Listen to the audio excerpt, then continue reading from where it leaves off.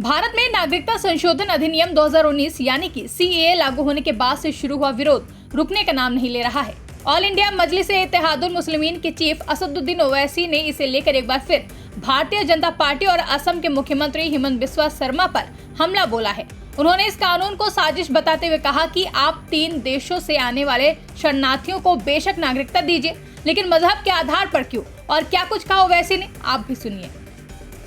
CAA कानून को आप सिर्फ सीएए के तौर पर नहीं देख सकते। सीएए के कानून को आपको एनपीआर और एनआरसी से जोड़कर देखना पड़ेगा। अब ये बीजेपी और संघ परिवार के लोग बोलेंगे, तुम क्या नहीं चाहते पाकिस्तान, अफगानिस्तान, बांग्लादेश के हिंदू, सिख, ईसाई, ये बौद्ध मजहब के लोग भारत को आ जाएं, ये उनको शहरियत ना मिले? मैं कभी खिलाफ नहीं था। अरे जब हमने 2 नेशन थियरी को रिजेक्ट किया, मुस्तरद किया, हम क्यों उसकी मुखालिफत करेंगे? कोई अगर हमारा हिंदू भाई पाकिस्तान, बांग्लादेश, अफगानिस्तान से सिख आ जाए, क्या सीएए कानून से पहले उनको सिटीजनशिप देने का कानून नहीं था? था, बिल्कुल दीजिए आप। मगर हमारा एतराज यह है कि मजहब की बुनियाद पर नहीं कानून बनाया जा सकता। लोग बार बार मुझसे कहते हैं, तुम क्या बोल रहे हो, तुम्हारी शरीयत तो नहीं लेंगे ना असदुद्दीन।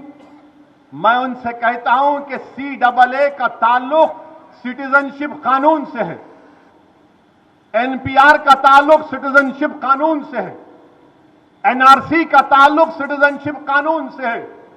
और कब से हम लोग मजहब की बुनियाद पर सिटीजनशिप देंगे? मजहब की बुनियाद पर जब सिटीजनशिप दी जा रही है तो मजहब की बुनियाद पर छीनी भी जा सकती है।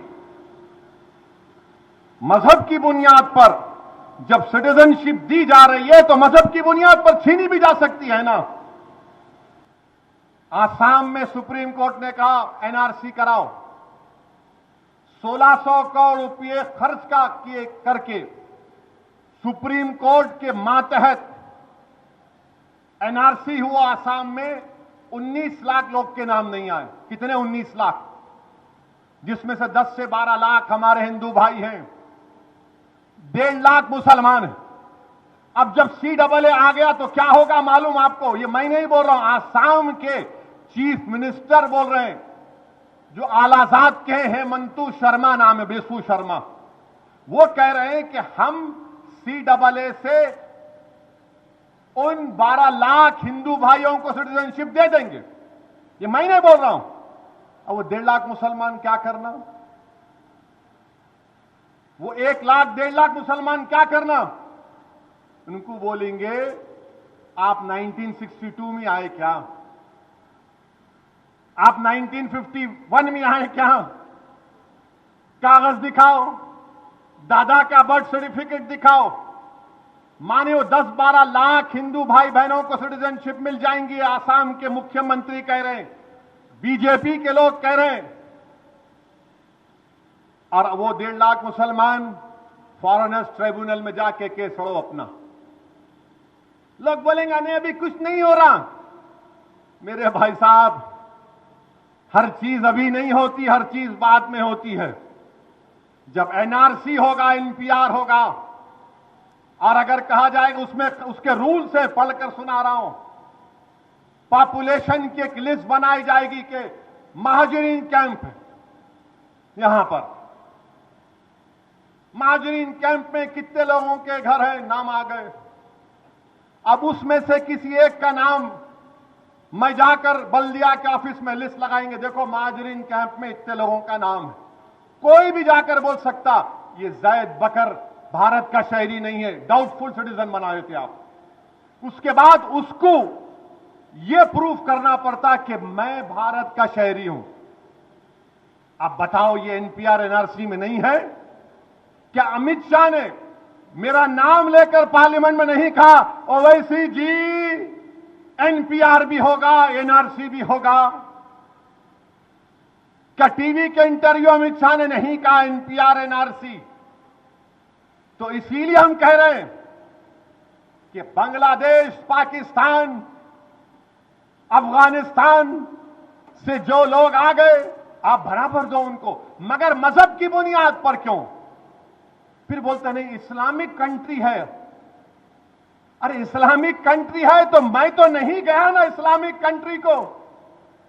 आपके दादा, मेरे दादा, हमारे परदादा मौलाना अबुल कलाम आजाद, जौहर बरादरान, हुसैन अहमद मदनी, ये तमाम उलेमा तो नहीं गए पाकिस्तान को। क्यों नहीं गए? क्योंकि हम उसको नहीं मानते वो कि इस्लामिक कंट्री है। हम भारत को पसंद करें क्योंकि ख्वाजा अजमेरी की जमीन है, ये सुल्तान हिंद की सरजमीन है। हम बोले यहां पर इस देश का कोई मजहब नहीं होगा, मजहब की बुनियाद पर सिटीजनशिप नहीं दी जाएगी। मगर आप क्या कह रहे हैं आज? नहीं, जो हिंदू है, सिख है, ईसाई है, बौद्ध मजहब का है, उसी को सिटीजनशिप मिलेंगे। मेरे भाई, ये इनकी साजिश है। ब्यूरो रिपोर्ट, इंडिया पब्लिक खबर। फिलहाल के लिए इस खबर में बस इतना ही। देश और दुनिया की ऐसी ही तमाम बड़ी खबरों के लिए हमारे YouTube चैनल को सब्सक्राइब करें और बने रहें इंडिया पब्लिक खबर के साथ।